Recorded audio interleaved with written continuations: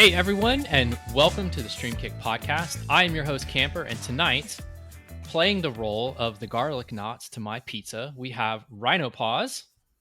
That sounds very sexual, but thank you. Happy to be here. Take it how you want, man. And Rhino and I are joined tonight by the man who has plans to reshoot the entire MCU in Super 8, RoboKast.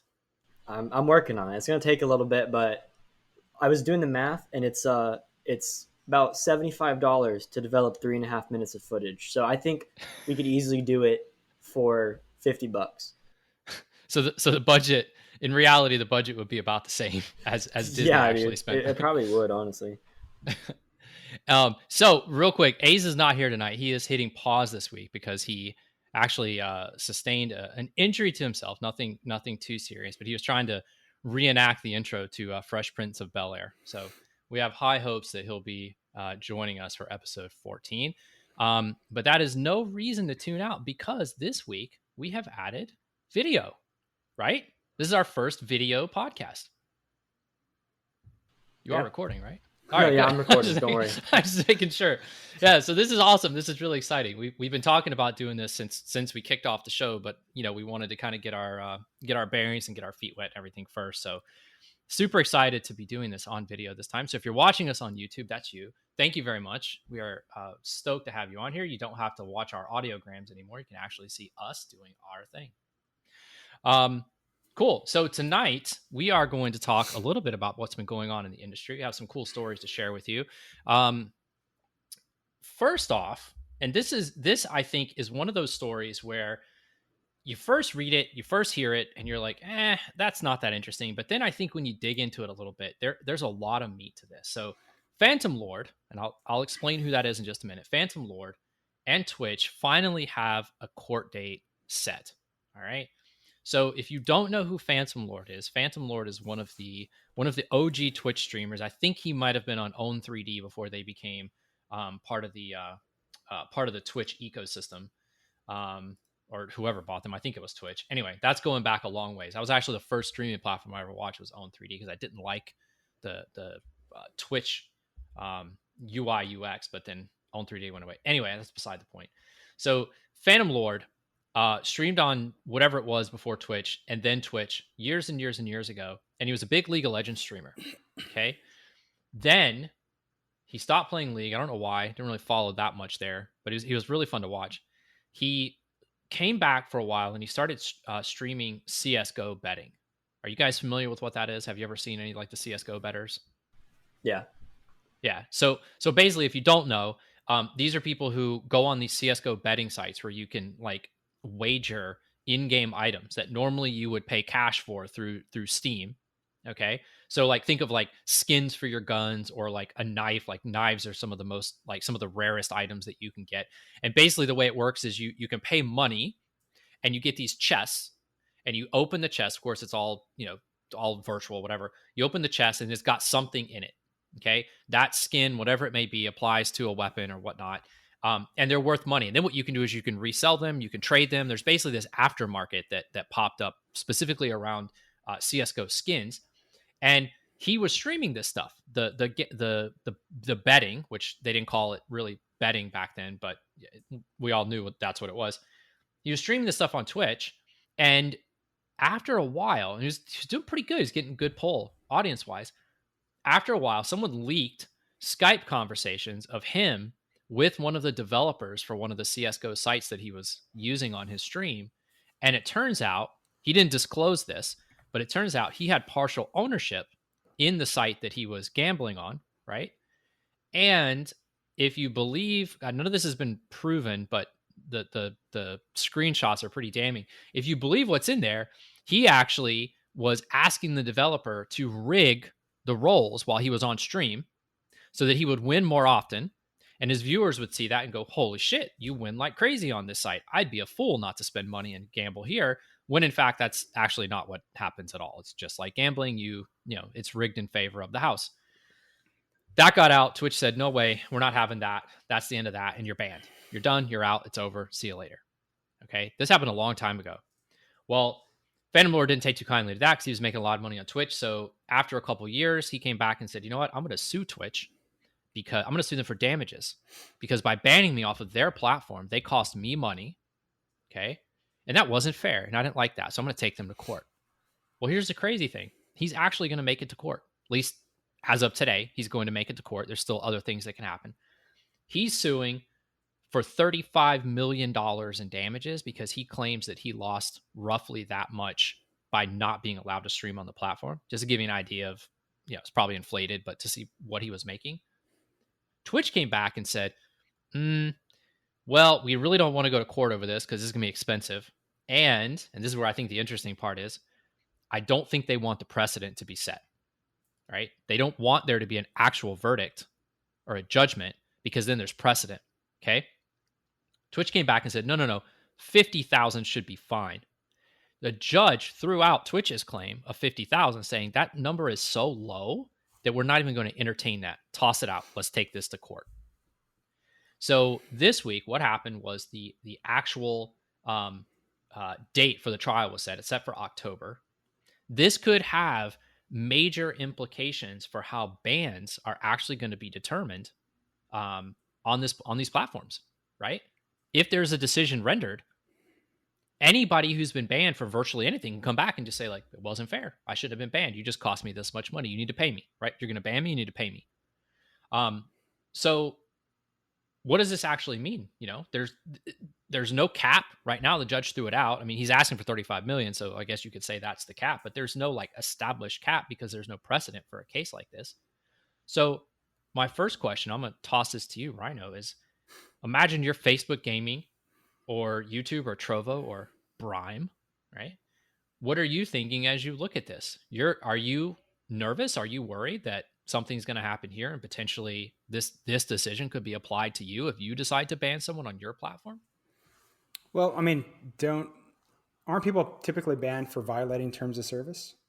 And that's exactly what Twitch is saying right now. They're saying he violated our terms of service. He agreed to it. He violated it. He's out. And the court's just like, I mean, looks fun. I can't imagine Twitch and the other platforms don't have a really solid terms of service and the ability to make certain arguments for banning.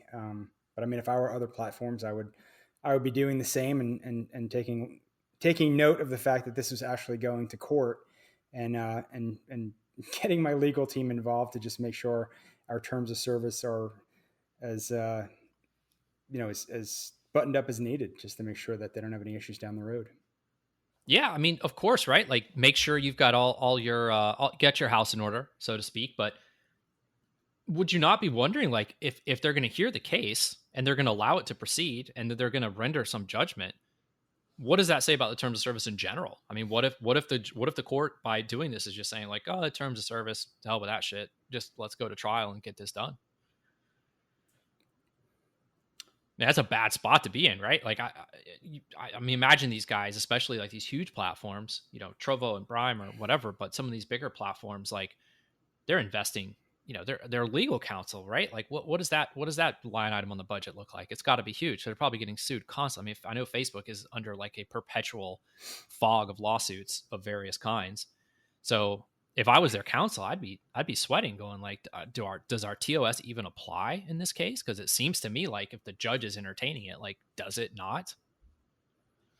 Well, I don't know if the judge can just say, I think the point is that he's going to say we can take it to trial and we can argue whether it does validate the terms of service. I don't think he's just throwing the terms of service out. So you're thinking he's saying let the terms of service stand on their own merit. Yeah. Let it actually be settled in court rather than speculate. Yeah, that's a good point too. And I think 99 out of 100 times, nobody's going to have the financial wherewithal to fight somebody like Twitch or Facebook. They have such deep pockets. So I don't see this being an ongoing issue in the future. So, and Robo, I'm going to throw this one to you, man. Do you think that something like this, a decision like this, or even a case like this opens up Twitch and other platforms to potentially a wave of lawsuits? Like what if the decision is like, yeah, sure, you guys owe them money, no matter how much it is, like it's $1,000. Next thing you know, you've got 400 streamers who are lining up going, well, I was banned too. Let's go to court. Yeah. Well, I think Twitch knows that could happen because that's probably why they would offer the money. If they were like, oh, this is a joke, like it's not a big deal, they probably would have just like let it go to court or just played it off like it was nothing. But the fact that they offered money, I think they know that this could be pretty serious.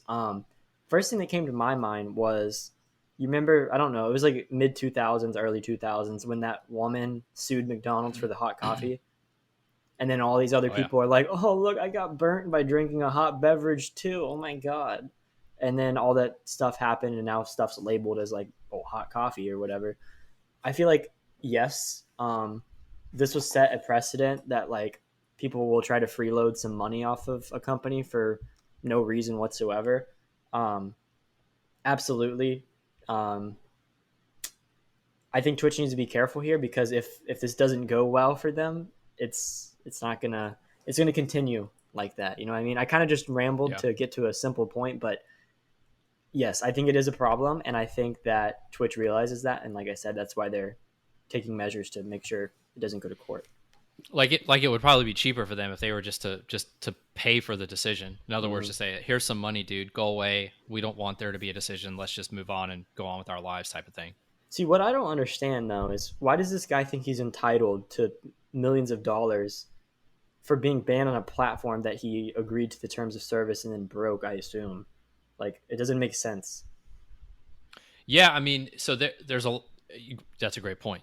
There's a lot of arguments to be made about how he broke it, and in how many different ways he actually broke the terms of service. So essentially you've got gambling, which I'm pretty sure at the time wasn't allowed, although now I think there's like a casino category, so I think maybe there's some poker. Gambling allowed. Yeah, so I think some gambling is allowed. I know in the United States, at least it was for a while. Maybe it's changed, but I don't think you can gamble over the internet. I think that's still a thing, right? I know you could for a while, and then they stopped. They said no more of that. That was just, recently, but last few years at least, something like that. So I know that was probably an issue. And then the whole like not disclosing it thing, because he had a stake in the business, and then he was supposedly rigging it. And that's the other thing too, is like, those are things that Twitch banned him for, but it's not like he ever went to trial for that, right? There was no trial for those quote unquote crimes, if you want to even consider it that. So I guess he could go to court and say like, well, you said I did it, but you never proved that I actually did it. There was never like any kind of trial or due process or anything that showed that I actually did these things. So did I really break your terms of service, or did you just arbitrarily say, oh, you broke it, so you're out? Like, am I not entitled to like some kind of recourse or like opportunity to like contest these charges, so to speak? Yeah, and I think he could get in trouble if this did actually happen. I'm pretty sure you can get in trouble by the FTC for that, for not, because I know on YouTube at least, you can get in trouble if you have an advertisement or sponsorship, and you don't disclose it. Like, you don't tell people like, oh, this is sponsored, or like, oh, they're paying me or whatever. You can get sued, I think, for like thousands of dollars by them. So I'm curious if this is going to bring the problem back to light and end up actually getting him in more trouble than he was in before, once they probably end up proving that it happened, and then he has to pay the FTC for breaking rules about that. Yeah, then he's got fines to pay. That's a good point. I didn't even think about that. So he could be like, actually, like, they could just say like, Twitch doesn't owe you anything, but the FTC would like to have a word with you, sir. Yeah. And then it's the opposite effect, I'm sure, of what he intended. Is it also possible that he already knows he has no merits to stand on, and he's just doing this for publicity? Yeah, of course. I mean, I think he streams on YouTube now, and he still does this stuff, but I guess he's more upfront about it. I'm not really sure. I tuned in, I don't know, a couple months ago to sort of see what he was up to. His League streams back in the day were solid. Like, he had really good League of Legends streams. He was actually one of the very first people to run like this really like unorthodox strat in League, which a lot of people did. It was kind of a memey strat, but it was fun to watch. It was great for like streaming and everything. And then of course you'd see people play it in game, which was cool. But I always thought the guy was entertaining and a lot of fun. And then he just sort of went, things just got weird, and it just wasn't the same kind of dude that you had, grown accustomed to watching, which I know that happens over time. But the other thing I think about this too is that I think this really highlights the importance of bigger talent on these platforms, making sure that they have some kind of representation. not necessarily legal, but even if it's just like through a talent firm or something like that, like someone who's got their best interests in mind and are doing things to like protect them and just cut this shit out before it even happens, like through a contract or something like that. I also think that this underscores the risk of putting all your eggs in one content basket, so to speak. And Robo, I'll toss that to you because I mean you're a content creator and you've gone really hard on YouTube, and that's been great for you in terms of growing your brand and building out your content and everything. But I know lately you've been screwing around with streaming and doing things like that, and writing and other stuff, and just trying to branch out and diversify. I'm sure part of that is just to keep your interest and keep you motivated. But is some of that just to make sure that like, hey, you're a little spread out?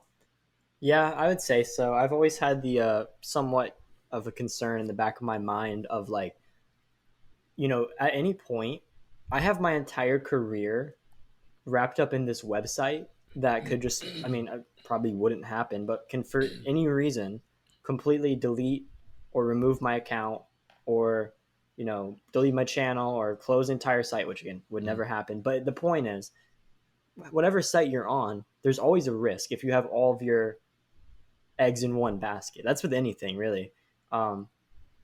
So I think it is important to diversify and do some other things, and especially with a platform like Twitch where they throw out bans like there's no tomorrow, and half the time people don't even know why they're banned.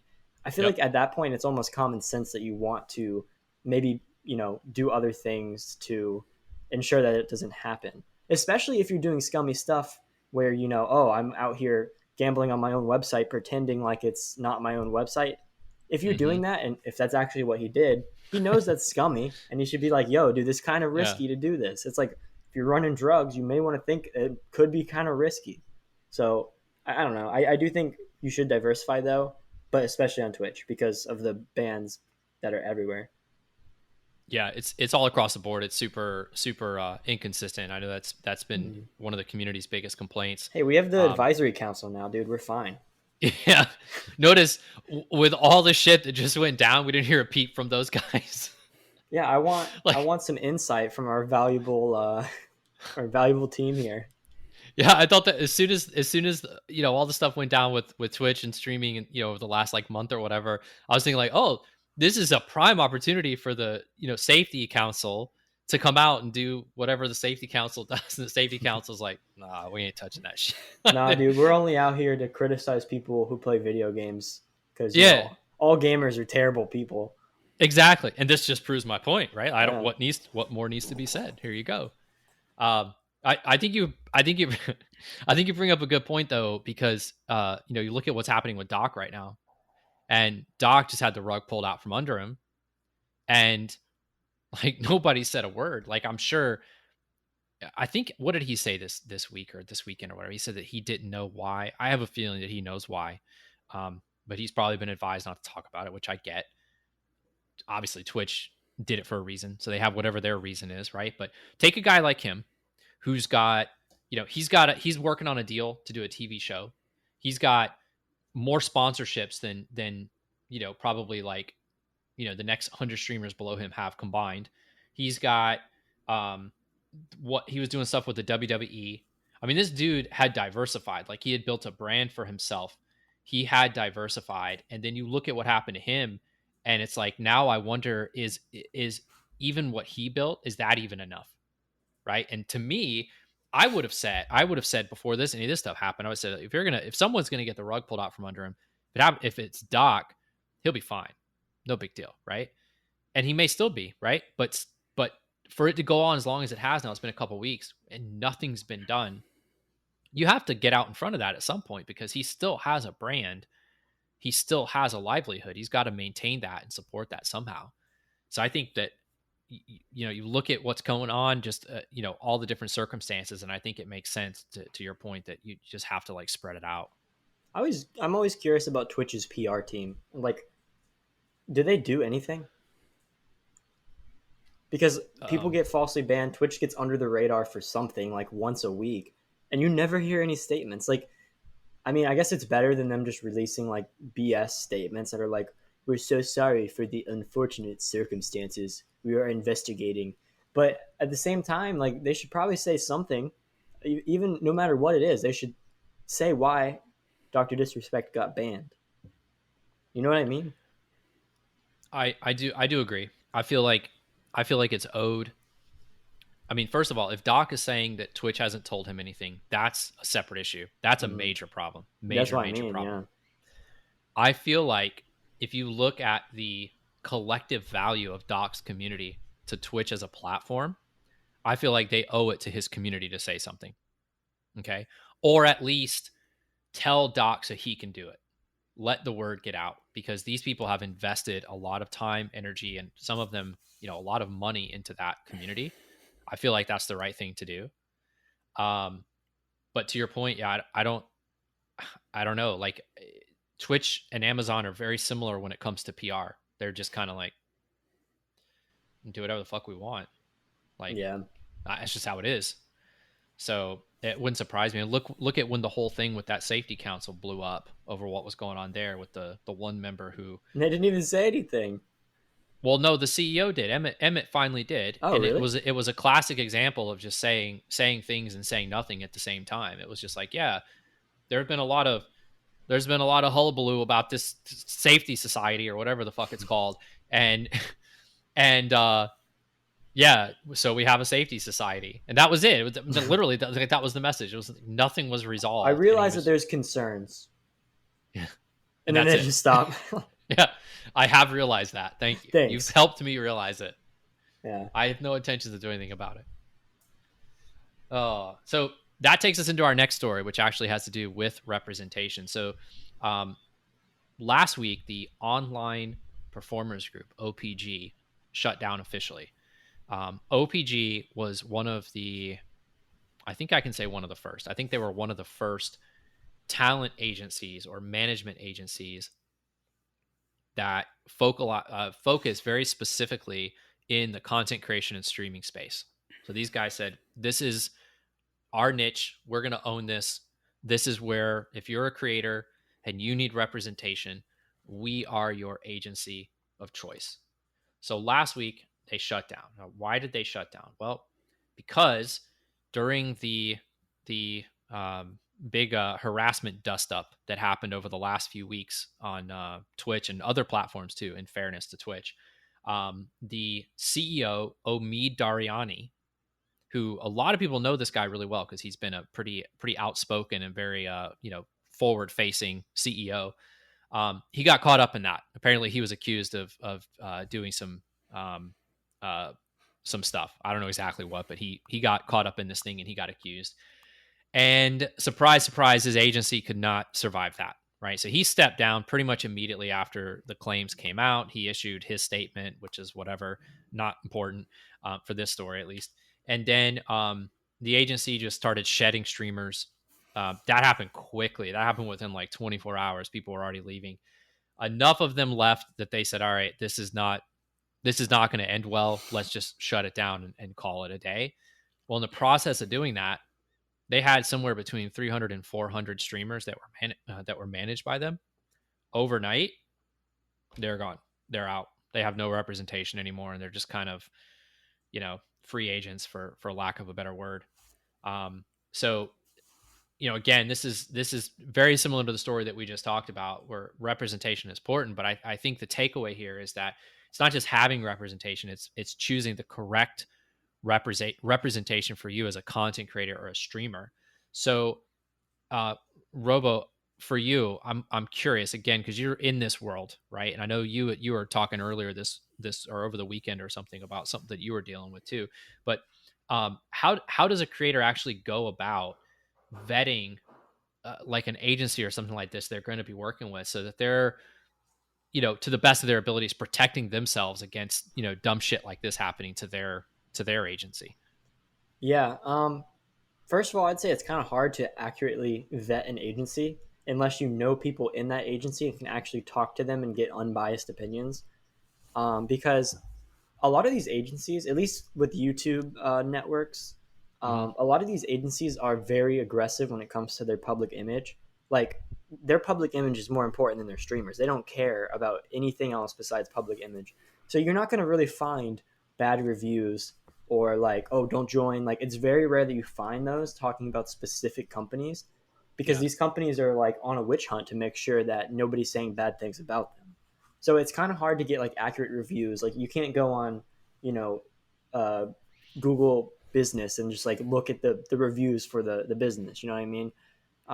So it's pretty hard to accurately check.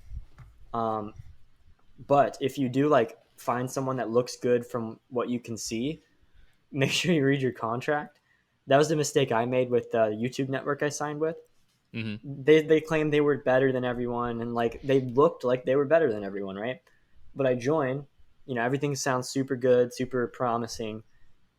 Kind of read, I felt like I read through the contract a decent amount, like, because I was so blinded by all this good stuff.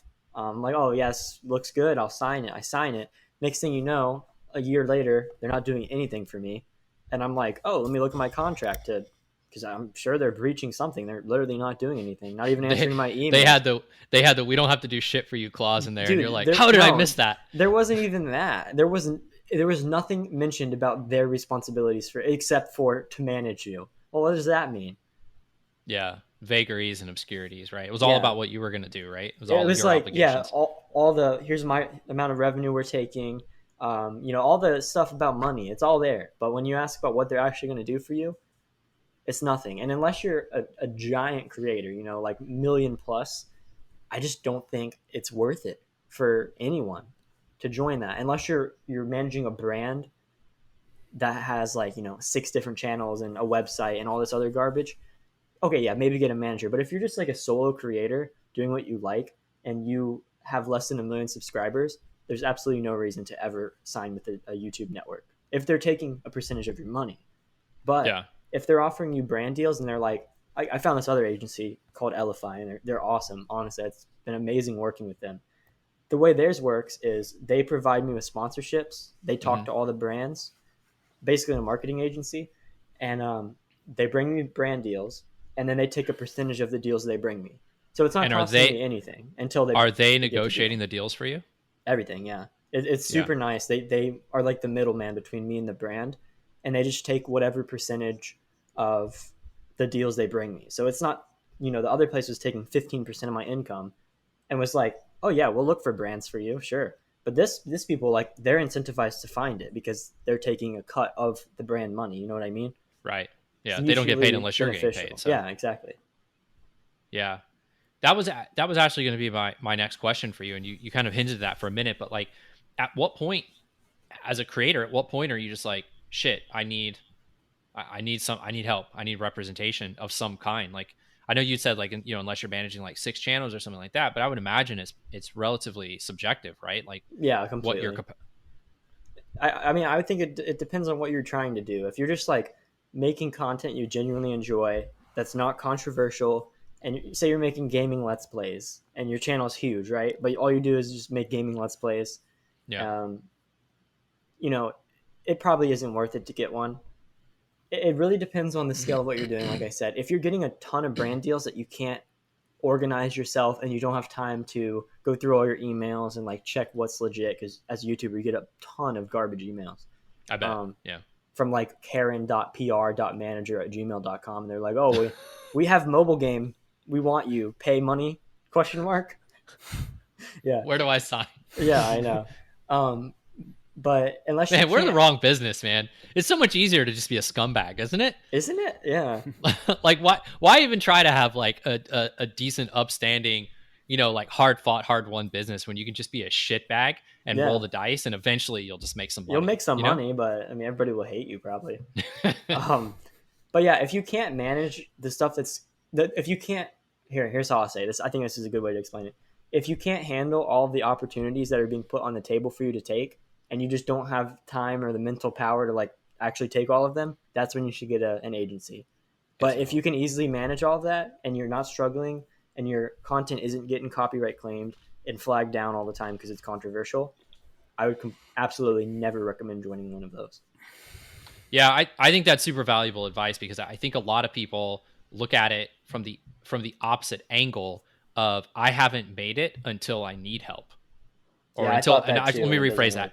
I haven't made it until I've signed with an agency, right? And the fact of the matter is, you may not have made it, and now you're not going to, because they're just going to shit on you, and tell you that, don't worry about the smell, right? You look Yeah. great, and you're just walking around covered in shit on your videos.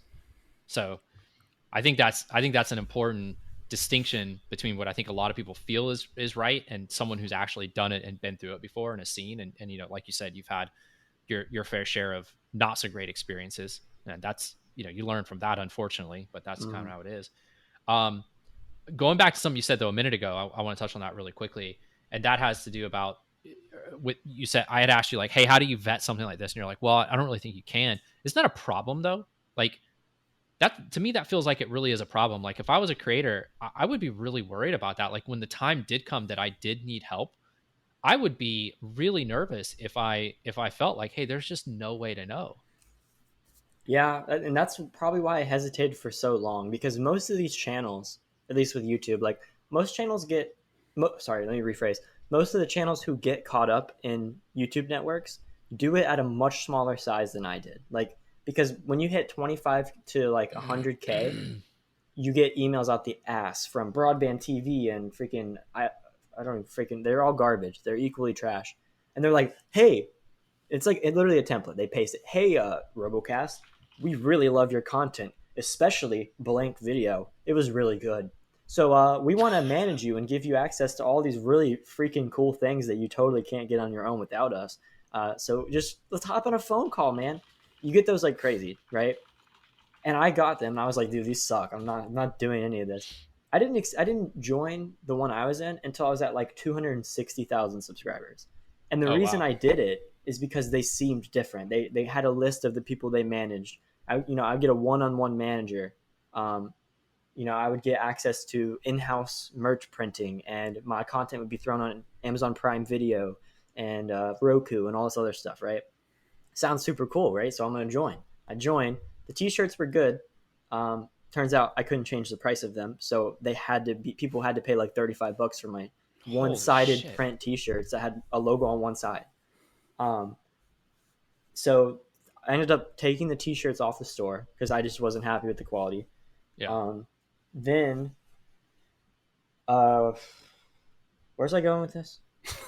Oh, I all don't right. know. So they're like, oh, we're gonna give you a manager. My manager was cool, but as time went on, it took them longer and longer to answer my emails. Oh, they're gonna bring me brand deals. I never got a single brand deal. Oh, they're gonna put my content on Amazon Prime. Yeah, they took clips out of like a 3-minute section from my video and just threw it on Prime. So you click on my content on Prime and it just starts with, and the next thing you know, blah blah blah. I'm telling it middle of a story. I'm just like, what? This is garbage. They were just So marketing bots at that I mean, point. Like, there was technically, they no. did the things they said they were going to do, but the Yeah. things that they were going to do were not valuable.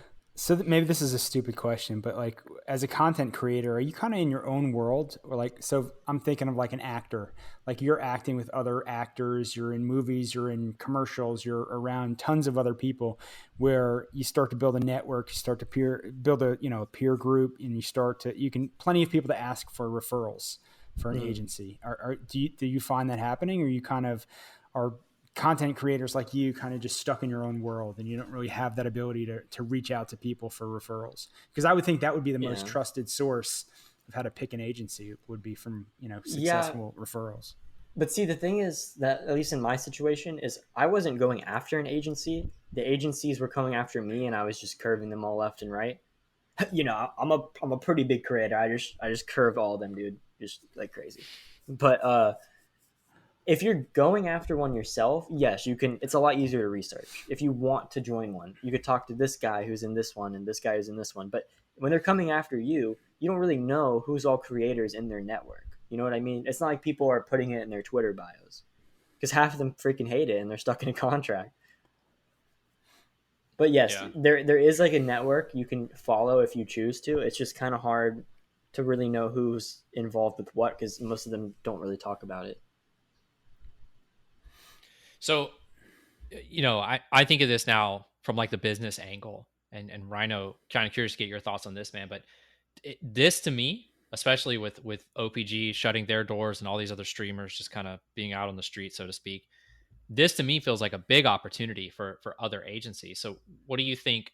What do you think the move is on their part to wrap this up? Like, because now you've got all the things we just talked about. Those are all considerations. You've got, you know, the whole harassment thing and all this other stuff. But now you have all these potential streamers and everything. And on one hand, it'd be great to get them to work with you because, hey, you know, it's good for your agency.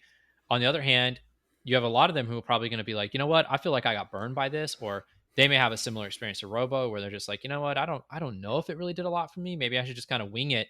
And I feel like if you have this influx of people, like 400 people who are just like, yeah, maybe it's not such a great idea. Well, if I'm an agency and I'm hearing a bunch of people now saying that, that's gonna look bad on me, even if I've done nothing wrong, right? Because then other people are gonna be like, well, maybe I don't need an agency, maybe I don't need representation. This guy had it for a year, and this lady had it for 2 years, and they said it was like, fuck it, we don't need it anymore. What do you think about that?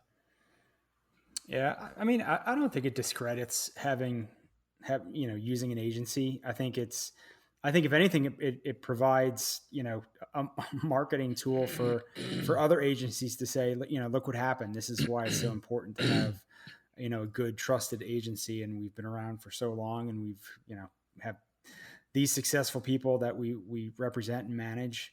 Go on the offensive. Yeah, go on the offensive. I mean, I think it's definitely, with this happening, there's going to be a lot more scumbags come out of the woodwork that are going to, be approaching people, trying to take advantage and try to, scoop up those 400 people that are homeless at the moment. Yeah. But no, I don't think it discredits having an agency, and to be honest with you, I don't know how big that is for people on Twitch. How many, do you know, are there a lot of agencies out there that come to your mind that are big in representing?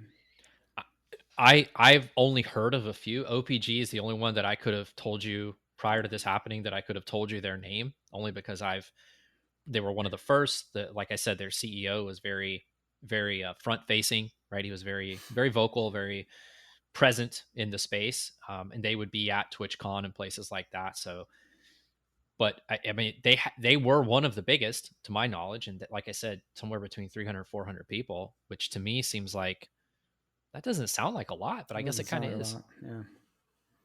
Yeah.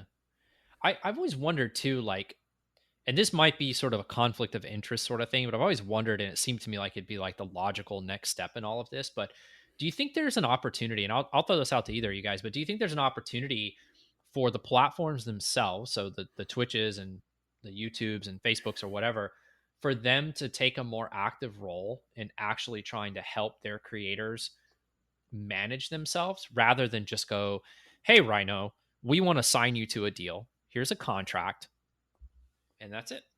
Take a look at it. Let us know if you like it. Right. And then maybe you've never seen a contract before in your life, and you now have this thing in front of you, which, who knows how long this thing is or how it's written or what it has in it. And you're just like, shit, you want to sign that thing. But now you're just like, oh crap. Like, do I want to sign that thing? Like, I've heard stories. I just wonder, like, to me, it feels like the platform should be like, it's in their best interest to have good relationships and partnerships with these people. Don't you think that they would want to just like be better at that, or provide them some kind of help? I don't know. I kind of feel like it just adds a level of complexity, and there's a lot of risk in doing that as well. So, I mean, it just, as we know from a discovery standpoint, Twitch is all, top to bottom. That's all they care about, is producing the numbers and showing the numbers, and that's how they make their money. So, yeah, why should they get more involved? Why don't they just stick with what they know? They're a technology platform that, is able to feed off advertising based on who has the most, the highest viewership. And that, I don't know if getting more involved and trying to represent streamers or, and getting into that type of the business is necessarily going to, risk reward. I don't know if it pays off. Stick with what works. Yeah.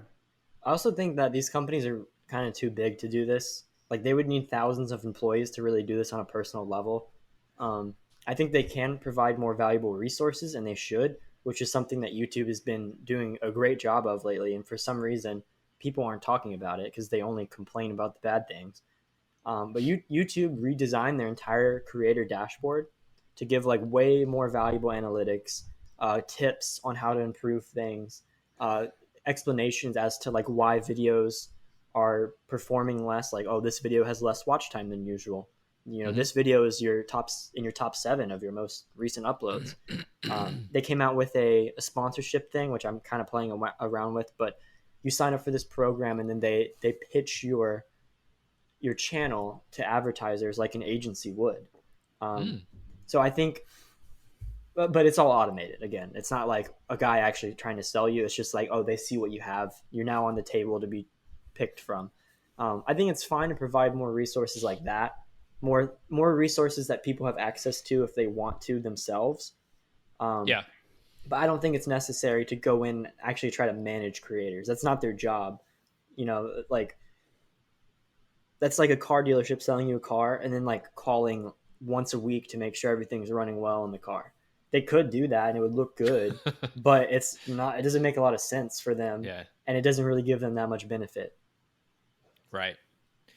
Yeah, I like the idea, even if it's automated. I do like the idea of like having some kind of assistance to just like throw the creators a bone here and there, rather than just completely leave them out there. But I think you guys bring up good points too. The Rhino, your point about the whole like liability that creates, and then Robo, just the overhead that it creates. I think those are 2 very good reasons to not do something. But speaking of partnerships, this brings us to our third and final story for this episode, which has to do with Amazon Music. So that's the essentially Amazon's music streaming / buying service. Everyone's probably heard of it. I don't know how many people actually use it, because people either have Spotify or Apple or something else, and they get their music from there. But Amazon has the same type of service. But anyway, they've partnered up with Twitch, and they're now producing a weekly music show. And the whole purpose of the music show is to drive discovery around some of their sort of mid-tier or lesser known talent. Now, Amazon Music, I've never purchased anything through it, but from what I gather, it works just like any of these other music services. It's not like it's not like its own label where it has like its own artists that it's managing. But what I think is cool about this, and why I like this whole collaboration, is because historically, I don't think Amazon's done very much with Twitch, which is kind of silly considering what's there, but reasons, I guess. They're too busy buying movie theaters and freaking what's next? Buying cardboard box factories and friggin' other random garbage. Well, Bezos is building his clock, his 10,000-year clock underground. So yeah, dude, it's important. It's important, yeah. But yeah, so what I like about this though is obviously we're big on this whole discovery thing, and I think this is a great way for Amazon Music as a storefront, essentially, is what it is, to say, hey, let's showcase some acts, right? It takes you back to the time when you had actual record stores, and on the weekends or whatever, they would bring in a local act or something like that and be like, hey, get to know. Or there would be a band that would just be traveling through the area, and they say, hey, this band is going to be here, come buy a ticket, it's $5, just hang out, and maybe you get to learn about some kind of new band or new artist that you know about that you might really like. I feel like this is like a 2020 and beyond way of doing that, and I think Twitch is a great platform for them to do that. So basically, the web show is going to, or the live stream show is going to take the form of like doing Q&A, going through the artist's discography, just getting to know the audience, making it interactive, doing all the things that Twitch is kind of good for. So I think that's really cool, and I think the huge talent isn't going to care about it, which is great. But Rhino, question for you: why do you think it is? Going back to what I said before, why do you think it is that Twitch is so slow or hesitant or whatever, or Amazon, to leverage each other's relationship? Right? It just always, there's so many things you look at and you're like, this makes perfect sense. Why aren't they doing this? And they just don't do it. What do you think causes that? What drives that? Well, I mean, I think there's a lot of companies that have a lot of smaller companies under their umbrella. And I think ultimately, before you start to try to cross-pollinate businesses and try to feed off one another, you need to make sure that each is successful on their own. And I think Twitch, I think Amazon is doing the right thing now. They're kind of dabbling in it. and they're doing it slowly. But I don't know how successful or what this is actually going to bring to Amazon. From a number standpoint, or Amazon Music. I don't know how successful this is really going to help them from the bottom line. So I think it's something certainly worth their time to experiment with. But I mean, I'm sure they've thought about it for a while and just didn't think it was worth, or didn't have the bottom line result that they were hoped they could get out of it. So yeah, I mean, I think it's something. It's probably just not something on their priority and their radar to think that it's going to be that beneficial to them.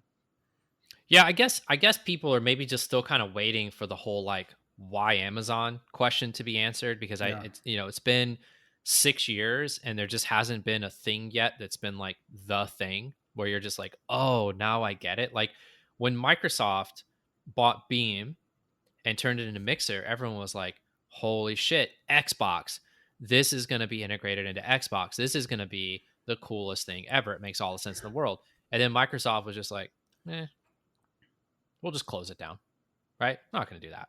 And that was like, okay, well, if they're not going to do that, then what the fuck is Amazon going to do with Twitch? And they kind of like flirt with it, kind of, like a cat, just kind of like batted around. We talked about this in the past too. What was Amazon's original claim as to why they purchased Twitch? That's a great question. I don't even remember. It was so long ago. And they paid, this, what, $970 million or whatever. Yeah. So I don't know. Let me pull this up here real quick and just see. Said a source familiar with the deal suggested Twitch felt Amazon would give it more autonomy and bigger role. That's Twitch. Yeah. I don't know. That's a great question. I didn't even think about that. We maybe side topic that and look it up, talk about it on another episode or something. Yeah. But yeah, just to me, it's just I feel like that question has just never been answered. I kind of feel like it has something to do with the Amazon Game Studios. That's kind of like not mentioned enough. Like think about it. If you're gonna have the gaming is just gonna absolutely explode. That's why I'm investing in gaming stocks, because like as more countries become middle class, more people are gonna want entertainment. And honestly, these days I consider entertainment a necessity like food and water for most people with the internet. But think about it. Amazon Game Studios, say they start dabbling and making their own games. What better place to promote it's expensive to promote your games. It's super expensive. Where are you going to do it? You got to go to rival companies like Microsoft or, Sony and like try to get them to feature it on your store or whatever, however that works. I don't know. But if you have a platform that like millions of people are using to watch gaming content on a daily basis, you have unlimited. It's like Facebook, how they advertise all their new products on Facebook. You know what I mean? So now that Amazon has Twitch, I mean, again, it's just an assumption, but maybe they're going to use it to advertise their games for a much cheaper price than if they would do it individually. Yeah, I think economies of scale is definitely a part of it. I think that is for sure a reason why they would do it. I'm just reading back through the original article, one of the ones that was written at the time that the sale actually happened, and there's a bunch of stuff in here that it sounds like it's more like a marriage of convenience almost kind of thing, rather than like a, hey, this is like the big thing. And maybe they just didn't want to disclose that. I don't know.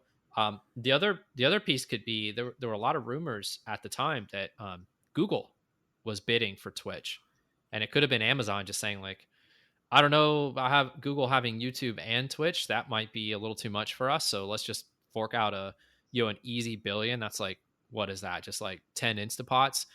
Let's just sell some more Instapots and we're good to go. Here's $1 billion. Now we own Twitch, and then we'll just ride this thing and see what happens, right? Just to stop Google from getting it and getting too much of that share of that market. Like, can you imagine if Google owned both YouTube and Twitch? I'd be fine with it, dude. I like the Google ecosystem. I feel like it's one of the only tech giants that isn't like, for the most part, isn't really controversial or doing.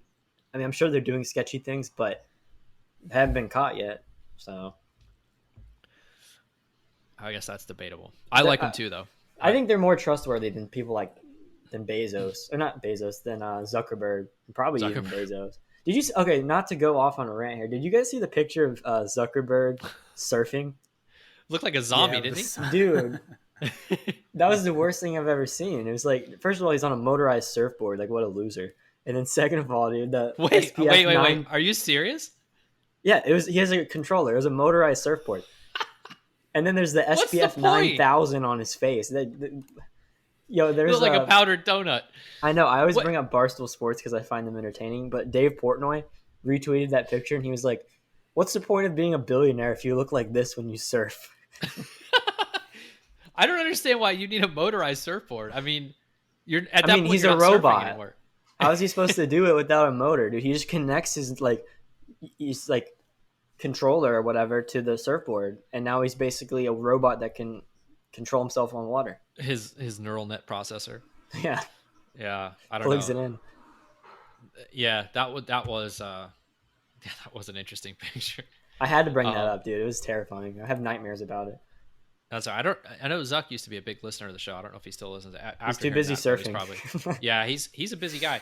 He's probably done with us after that though. So thank you for costing us that viewer. But I'd rather. You'd rather him not. Yeah. Yeah. So listen. Anyway, I think just overall the whole music thing with Amazon, I think it's a step in the right direction. I love to see that Twitch is kind of leading the way with this stuff. I mean, Caffeine's done some cool stuff too, but it just doesn't have the same reach as Twitch does. So I think it's great that Twitch is doing something like this and potentially giving lesser known artists a chance to get in front of a critical demographic, which is awesome. I think it would also be really cool to kind of two things is one, to see if Twitch, going back to our last story, to see if Twitch can actually create opportunities for their existing streamers to be a part of this somehow. Not as necessarily the musical acts, but what if they were like on the show? Like what if you had a different streamer as like the host each week or something like that? Like give them an opportunity to play a part in this process and fully integrate this thing into the Twitch ecosystem, right? Rather than put like a professional like studio grade host on every show, say, oh, you're going to be on our platform. We've got some streamers that we think would be great hosts. Sure, they're not professional television show hosts, but you're on Twitch. The expectations are a little bit different. And we think we have just the right person for this type of talent, right? Like maybe you've got a particular streamer who's known for being like really into the hip hop scene, and they would be the perfect host for like a hip hop themed episode of this weekly music show. I think that would be cool. The other thing that I think would be neat has nothing to do with either Twitch or Amazon. Why haven't there been collections or teams of content creators or streamers who've just created shows like this on their own, who've just said, hey, let's invite, a B or C tier musician who's super talented and just hasn't blown up yet. Let's invite them on and let's do a show with this person and introduce this person to this audience and get them that exposure, right? Like why do we need Amazon Music or Twitch to do this when you have this incredible network of creators already who have the collective power and capacity and talent to be able to put on a show like this themselves that fits perfectly within the framework of what Twitch is and live streaming is as a medium? Like that, I think would be a really cool show to watch. Something that's not as polished or as produced, but is actually like more a community driven type show. What do you think about that? Yeah. I mean, honestly, I don't even really consume a lot of content in general right now. I'm just so busy that I'm not watching anything. But I feel like I'd probably check that out. Maybe I don't know if it's something I'd regularly watch, but it sounds cool. I think that would be what the goal for them would be, though, is just, can we generate interest from this? Will someone tune in, right? Maybe that artist or that show isn't your cup of tea, but maybe the next one is, or the next viewer really resonates. Who knows? I just think, and this, this kind of ties together the theme of this episode, which is I just think it's important for the creators themselves to not be quite as dependent on the platform to be driving all of this stuff. As a streamer, you've effectively been given the biggest and best sandbox for creating content at scale in human history. Why would you just wait and let the platform do all the work when the platform historically it doesn't do a great job of that? When you have all of these incredible talented people on here who have all of the means and skills and resources and everything else to produce content similar to what we're talking about here, you know, in such a way that people, I think, would really enjoy it. And you just, you know, I just think that's kind of just my way of saying, like, I just wish the community would step up and do more of this stuff and not just rely on Twitch to find these deals and pull it off. That's it. That's my rant. Anyway, that wraps up the show. What a good rant to end on. Also, before we wrap up the show, if you're watching this on video, I just want to mention, I don't understand why my lighting just goes through the whole color spectrum. It turns orange and then it gets dark. And like, I'm not moving. I don't understand why my lighting keeps doing this, dude. Like, see how dark it is right now? I look like I'm in a shadow. It's weird. Still better than the yellow cigarette stained. I could make that happen. Hold on. Maybe. No, we don't need to see that again. It's not working. Whatever. I need my new I need my good webcam back. It looked like you applied like a nicotine filter to your webcam before. So anyway, thank you everybody for tuning in, and thank you so much for checking out the first video episode of the StreamKick Podcast. So we're going to do more of these. I think we're going to be doing video sort of from this point forward. It depends on how Robo feels about the editing process, but I think this was good. I definitely had a lot of fun doing this, and stay tuned because we will be live streaming potentially next week, probably on Twitch. I think we're close to making the decision on doing that, but we're really close on that. But Ace is our live stream guy, and as we said before, he has an injury he's nursing, but he should be back next week. So look forward to that. Thank you so much for tuning in. As always, if you can, please rate and review the podcast either on Apple or Apple Podcasts or iTunes, or on Podchaser or anywhere else that you can rate and review podcasts. That information is greatly helpful to helping us reach a larger audience, but also in helping us understand what we can do to level up the show. So we appreciate it. We appreciate you guys tuning in, and we will catch everybody next week on StreamKick Podcast. Take care.